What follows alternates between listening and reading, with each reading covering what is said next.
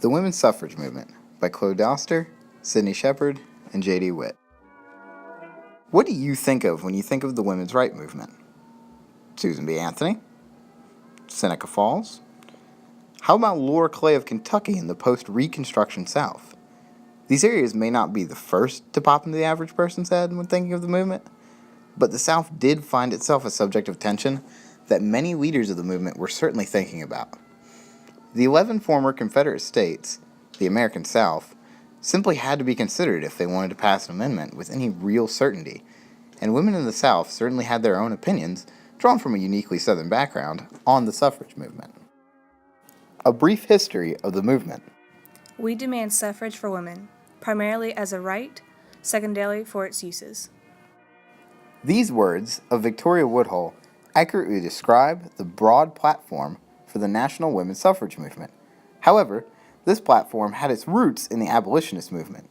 In the early 1830s, women had almost zero outlets to express their opinion. They were barred from voting and holding office, attending universities, and speaking in church. One of the few places they could have a voice was in the growing anti-slavery rallies and organizations. Those early women, such as Sarah and Angela Grimke, Elizabeth Cady Stanton, and Lucretia Mott, had their start in social activism with the abolitionist movement. But it did not take long for the Seneca Falls Convention to form and the women's suffrage movement to take off. The women's suffrage movement faced many obstacles throughout its existence, but in the South, the movement found itself truly daunted by the uniquely Southern hindrances to the movement. The most pervasive ones of these were the Democratic stranglehold on Southern politics, racially based fears and biases, and the culture itself. One Southern Democrat and former Confederate officer, senator, and later governor, John Brown, went before the Senate and declared that God had intended the sexes to be different. He also warned Congress that they shouldn't take any action that would encourage women to remain single. Another common attack on suffrage in the South is that giving women the right to vote would ultimately and obviously encourage and lead to African American women voting. This allowed many to paint the suffrage movement as a threat to white supremacy. Finally, there is the culture of the South itself.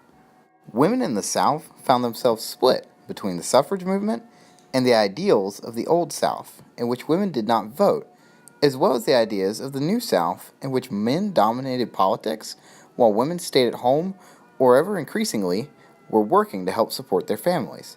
Thus, the women who took up the cause of suffrage in the South tended to be from the upper class. Southern upper-class women, however, did prove themselves to be a force to be reckoned with. These women, who intimately knew the American South, knew how best to leverage their smaller numbers to make themselves a visible presence. This often meant approaching the movement not from the more liberal and abolitionist-based past that the Northern movement was known for, but approaching it from the conservative and cultural past of the South itself. These women were possessed of a fiery passion that rivaled that of any other suffragist. The earliest women to support the movement had realized that they only would suffer should they come out publicly with their support, such as an unspecified lady in North Carolina cited in The Southern Lady by Anne Farrar Scott, who waited until 1913 to announce her convictions as a suffragist. However, other women made their presence known shortly following the war, as Southern women were known to be vice presidents of the Equal Rights Association and active members of the National Women's Rights Movement. Here, in South Carolina, a women's rights convention was held in 1870 in Columbia, and the chairwoman, L. M. Rollin, had the blessing of the Reconstructionist government and many prominent Republicans, including Governor Robert Kingston Scott. Elizabeth Avery Merriweather of Tennessee serves as an example of how even with the loss of power of Republicans, many women still knew how to play the movement off the politics of the day. Her husband was known for organizing a local branch of the KKK, and she is known to have suggested that giving women the right to vote may serve as an alternative to terrorizing Negro men. Ultimately, despite the great passions and efforts of many Southern women to adapt the movement to the Southern political and social climate, the movement failed to garner the same support that their Northern counterparts enjoyed. Even as women like these were fighting for the movement, Others spoke like an unidentified Louisiana woman when she said, "We do not need the ballot in Louisiana to protect any of our just rights and privileges. Every Southern woman has a protector and a champion in every Southern man." and others drew even more heavily on the image of the Old South, stating, Southern women did not want the vote because they wanted to preserve in their daughters the salient characteristics of a past generation.